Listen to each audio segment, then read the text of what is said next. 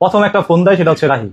দুপুর 12টার দিকে রাহি আমাকে ফোন দিয়ে বলে আপনি যে ভিডিওটা বানাইছেন এটাতে ব্রো খুব রাগ করছে। পরবর্তীতে আমি বললাম যে ভাই যদি কোনো প্রবলেম থাকে আপনি বলেন, আমি ভিডিওটা এখনই ডিলিট করে দিই।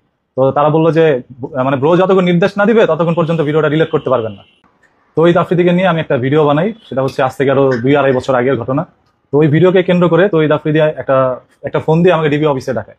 তবে এতটুকু পর্যন্ত আপনার ভিডিওতে দেখেছেন, সম্পূর্ণ ঘটনা অনেকেই জানেন না, সেটা একটু ক্লিয়ার করি। তো ওই আফ্রিদির একটি ব্লগের মধ্যে তার মা শুয়েছিল, সেটার উপরে সে উঠে একটু লাফালাফি করে, আর এই ভিডিওটাকে কেটে কেটে অনেকে নেগেটিভলি প্রেজেন্ট করতে থাকে অনলাইনে। তো যেহেতু তহিদ আফ্রিদিকে আমি পছন্দ করতাম আগে থেকে, সেহেতু আমি তাকে নিয়ে একটা ভিডিও বানাই এবং আমার ভিডিওর মধ্যে আমি বলি যে তহিদ আফ্রিদিকে নিয়ে আপনারা যারা নেগেটিভলি ছড়াচ্ছেন এটা আসলে আপনারা করেন না, কারণ সন্তান কিন্তু সবসময় মায়ের কাছে ছোটই থাকে, সন্তান কখনো বড় হয় না। তো সন্তান মার সাথে দুষ্টুমি করতেই পারে। তো ওই ভিডিওটি রাতারাতি ট্রেন্ডে চলে যায়, দেখা যায় 10 ঘন্টার মধ্যে প্রায় 10 মিলিয়ন ভিউ হয় এবং 17,000 মানুষ ওয়াচিং করতেছিল।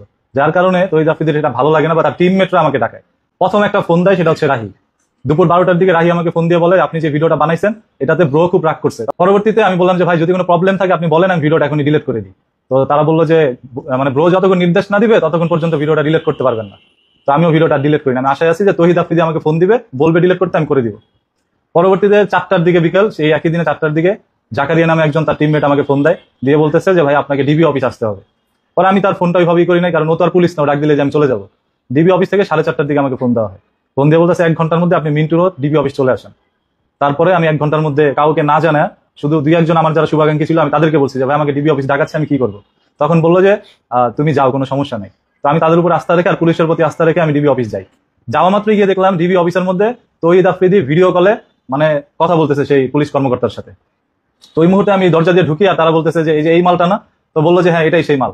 বলা মাত্রই আমার পিছনে এভাবে হ্যান্ডকাপটা পরানোর পরে মানে এলো পাথা দিয়ে আমাকে কটা চর দেয়, তারপর মাথার মধ্যে একটা টুপি পরায়। তখন ভাই আমার কাছে মনে হচ্ছে যে পুরো দুনিয়ারে আমার কাছে অন্ধকার। ওই কালো টুপিটা ছিল এরকম যে ফাঁসির মঞ্চে যে টুপিটা পরানো হয় লাস্ট মোমেন্টে, ওই টুপিটা আমার মাথার মধ্যে পরানো হয়, আমি কোনো কিছুই দেখতে পারতেছিলাম না। পিছন দিয়ে এলো পাথারি আমাকে একই বরাবর আমাকে 15 থেকে 20টা বাড়ি মারে।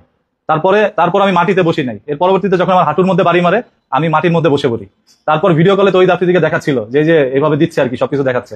তো তহিদ আফ্রিদির মন তখন পর্যন্ত গলে নাই, যার কারণে সে তখন আমি শুধু বলতেছে যে মাপ চা, ওর কাছে মাপ চা। আমি তহিদ আফ্রিদির কাছে মাপ চাচ্ছি যে ভাই আমি জীবনে কোনোদিন ভিডিও বানাবো না, আমাকে মাফ করে দেন, এবারের মতোই শেষ, প্রয়োজন আমি রিক্সা চালাই খাবো, তারপরে ভিডিও বানাবো না।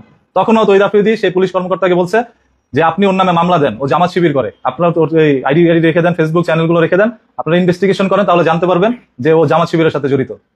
এরপরে আমার কিন্তু ফেসবুক আইডি, ইউটিউব চ্যানেল সবকিছু তারা রেখে দেয়, মানে ওইগুলো তহিদ আফ্রিদির টিমমেটেই নেয় বা পুলিশ নেয়, যেই নেয় আমার কাছ থেকে নেওয়া হয়েছে। তো আমার মুখোশ বান্ধা অবস্থায় যখন আমাকে মারধর করা হচ্ছিল, তহিদ আফ্রিদি ভিডিও কলে ছিল, এটা আমি বুঝতেছিলাম। তো ওই রুম থেকে আমাকে আরেকটি রুমে নিয়ে যায়, যেখানে নিয়ে আমাকে হাঁটুর মধ্যে বাড়ি দিয়ে আবারও বসানোর পরে তারা বলতেছে যে কোন কলেজে পড়স। আমি বললাম যে জাতির জনক বঙ্গবন্ধু শেখ মুজিবুর রহমান কলেজ থেকে আমি পড়াশোনা করছি। বলা মাত্রই ঠাস ঠাস করে আমাকে একটা থাবুর মারার বলে যে জাতির জনক বঙ্গবন্ধুর নামটাকে তো বেজ্জতি করে দিলি, অপবিত্র করে দিলি, তোর মুখে এই নাম মানায় না, এগুলো বলে বলে আমাকে মারছে।